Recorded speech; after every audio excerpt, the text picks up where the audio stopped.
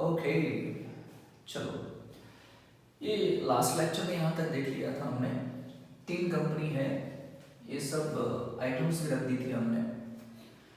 अब यहाँ पे वैल्यू एडिशन कितने से होगा, कैसे जानेंगे value addition? Sales minus bought out cost करेंगे। यहाँ पे सेल्स था 10 lakh and bought out cost था 4 लाख, मतलब 10 लाख में बेचा लेकिन 4 लाख में तो खरीदा था। तो इस कंपनी ने वैल्यू एडिशन किया कितने से? 6 लाख से। उसी तरह से यहां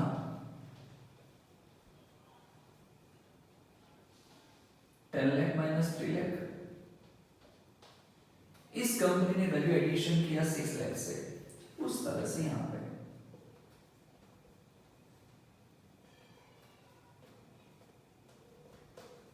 इस कंपनी ने वैल्यू एडिशन किया है 8 लाख से। अब अगर मुझे पूछा जा रहा है तो इन 3 कंपनी में से कौन सी कंपनी बेस्ट है? देखो, ये जो पहली वाली कंपनी है उसने वैल्यू एडिशन किया 6 लाख से, लेकिन इस कंपनी ने 6 लाख रुपए का एडिशन सिर्फ एंड सिर्फ ऑन अकाउंट ऑफ प्रॉफिट ही किया है। और अब इस कंपनी ने सिर्फ अपना ही पेट भरा है, सिर्फ नफाखोरी की है और कुछ नहीं किया। फिर डायरेक्ट ये कंपनी देखते हैं। इस कंपनी ने वैल्यू एडिशन किया है 8 लाख से, लेकिन इस कंपनी ने 8 लाख के वैल्यू एडिशन के अंदर 2 + 2 यानी 4 लाख का उसने वेजेस एंड सैलरी पे किया है। इसका मतलब इस कंपनी ने एम्प्लॉयमेंट भी जनरेट किया है। नॉट ओनली दैट, इस कंपनी ने इंटरेस्ट भी पे किया है। तो इस कंपनी ने कुछ ना कुछ सोसाइटी के लिए कुछ किया हुआ है। तो मेरी दृष्टि से ये कंपनी बेस्ट कंपनी है। इस कंपनी ने सिर्फ क्या किया है? नफाखोरी की है। चलिए, अब ये जो sales minus bought out cost आप कर रहे हो, ये क्या था? वैल्यू एडिशन, जिसको हम बोलते हैं ग्रॉस वैल्यू एडेड। याद रखिए, हम क्या बोलेंगे? Gross value added. तो यहाँ पे ग्रॉस वैल्यू एडेड कैसे मिला? Sales minus bought out. उस तरह से यहाँ पे भी, उस तरह से यहाँ पे भी, ठीक है। तो जहां जहां पे ग्रॉस वैल्यू एडेड है, जहां जहां पे क्या है? ग्रॉस वैल्यू एडेड, वहां पे मैं सेल्स माइनस बॉट आउट लिख सकता हूं। हाँ जी, लिख सकते हैं। तो यहां पे लिख के आ रहा हूं मैं सेल्स माइनस बॉट आउट। तो ये डिफरेंस कितना आ रहा था? ये डिफरेंस आ रहा था 6 लाख का। तो क्यों ये डिफरेंस क्यों आया? क्योंकि इसने है ना प्रॉफिट की वजह से वैल्यू एडिशन किया है। ने सिर्फ प्रॉफिट ही लिया है और कुछ प्रोसेस का कॉस्ट नहीं हुआ, ऐसा कुछ, सिर्फ वैल्यू एडिशन किया है प्रॉफिट की वजह से। तो sales minus bought out is equal to profit. तो इसे हम कहते हैं वैल्यू एडिशन, और हम सामने जो लिखते हैं इसके हम बोलते हैं एप्लीकेशन ऑफ वैल्यू एडिशन। क्या जी? एप्लीकेशन ऑफ वैल्यू एडिशन, मतलब जो पैसे कहां पे अप्लाई किए थे उस तरीके से यहां पे sales minus bought out cost is equal to, ये जो डिफरेंस आ रहा था 6 लाख का, है ना, ये 6 लाख का डिफरेंस इन लोगों ने कहां पे अप्लाई किया? ये क्या किया? 6 लाख रुपए का इन लोगों ने, इन लोगों ने क्या किया था? वेजेस लिए थे एंड प्लस लिया था क्या? प्रॉफिट। उस तरह से यहां पे sales minus bought out cost, है ना, यहां पे क्या क्या लिया है? Salary plus wages plus interest plus profit. इसे हम बोलते हैं वैल्यू एडिशन। इसे हम क्या बोलते हैं? Value addition. और सामने हम बोलते हैं उसका एप्लीकेशन, यानी जितने से एडिशन किया वो पैसे कंपनी ने कहां पे अप्लाई की। यहां पे देखो सेल्स माइनस बॉट आउट, तो डिफरेंस कितना था? 8 लाख का।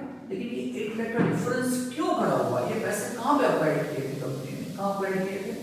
2 लाख का स्टडी पे किया था, 2 लाख का वेजेस पे किया था, 2 लाख का इंटरेस्ट पे किया था एंड 2 लाख का प्रॉफिट अर्न किया था। तो इसे हम बोलते हैं इसका एप्लीकेशन।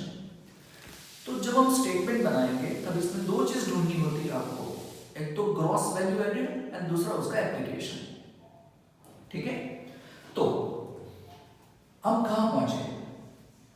समझ में ये आया कि sales minus bought out cost के सामने क्या क्या आ सकता है। ये तो मैंने एक एग्जांपल लिया था, इसके अलावा भी क्या क्या आ सकता है? क्या क्या आ सकता है? आ सकता है सैलरी या वेजेस या बोनस या ग्रेजुइटी, ऐसा कुछ भी जो आपने एम्प्लॉयज को पे किया वो सब ले लो यहाँ पे। वो भी एप्लीकेशन ऑफ मनी है जिसकी वजह से वैल्यू एडिशन हुआ था। प्लस ले लो आप सैलरी टू डायरेक्टर्स, क्या सैलरी टू डायरेक्टर्स वो भी ले लो आप, ये भी यहाँ पर ले लो, या एनी पेमेंट टू डायरेक्टर्स वो भी यहाँ ले लो। प्लस ले लो इंटरेस्ट कंसीडर करो, लेकिन यहाँ पर कौन सा इंटरेस्ट आएगा, लॉन्ग टर्म फाइनेंस वाला इंटरेस्ट आने वाला है, शॉर्ट टर्म नहीं। इंटरेस्ट प्लस हो सकता है कि डेप्रीशिएशन की वजह से भी वैल्यू एडिशन किया हो, डेप्रीशिएशन ले लो, प्लस टैक्सेस ले लो, है ना, टैक्सेस लो, कॉर्पोरेट टैक्स ले लो, इनडायरेक्ट टैक्सेस की बात नहीं कर रहे हैं, डायरेक्ट टैक्सेस की बात कर रहे हैं, टैक्सेस ले लो, प्लस आप ले लो रिटेन अर्निंग, क्या ले लो, रिटेन अर्निंग, एंड प्लस आप ले सकते हैं dividend paid to the owners, एक में भी इक्विटी शेयरहोल्डर्स, एक में भी प्रेफरेंस शेयरहोल्डर्स। तो इतनी सारी चीजें आ सकती है, इसके अलावा भी कुछ चीज हो सकती है, ठीक है, क्या समझे, sales minus bought out cost से वैल्यू एडिशन मिलता है, और इस वैल्यू एडिशन जो हुआ है उसका एप्लीकेशन कहां पे किया, किन वजह से वैल्यू एडिशन हुआ, वो सामने लिखना होता है, ठीक है। अब ये जो सेल्स है, अब ये क्या है, सेल्स है, तो हमें सिर्फ सेल्स ही नहीं लेना होता है, अगर दूसरी कोई भी इनकम हुई है डायरेक्ट इनकम, उसको भी लेना होता है। तो सेल्स के अंदर, इनकम के अंदर प्लस कर दो डायरेक्ट इनकम, शॉर्ट फॉर्म में लिख रहा हूं, है ना, मटेरियल के अंदर सब कुछ लिखा हुआ है, डायरेक्ट इनकम प्लस कोई इन्वेस्टमेंट की इनकम है वो भी ले लो, प्लस ले लो कोई एक्स्ट्रा ऑर्डिनरी इनकम है वो भी ले लो, या एक्स्ट्रा ऑर्डिनरी लॉस था तो यहीं से माइनस कर दो, सामने नहीं जाना है, ये ले लो, ये हमको मिल गया, सेल्स जगह पे आएगा वो। क्यों सर ऐसा, क्योंकि सिर्फ आपने सेल्स की इनकम को ही अप्लाई नहीं किया है, आपने ये सब इनकम को भी अप्लाई किया है, किसी न किसी तरह से इसको भी अप्लाई किया है, सैलरी पे करने के लिए, डायरेक्टर को सैलरी पे करने के लिए, इंटरेस्ट पे करने के लिए, और इसीलिए इसको भी यहां लेना होता है।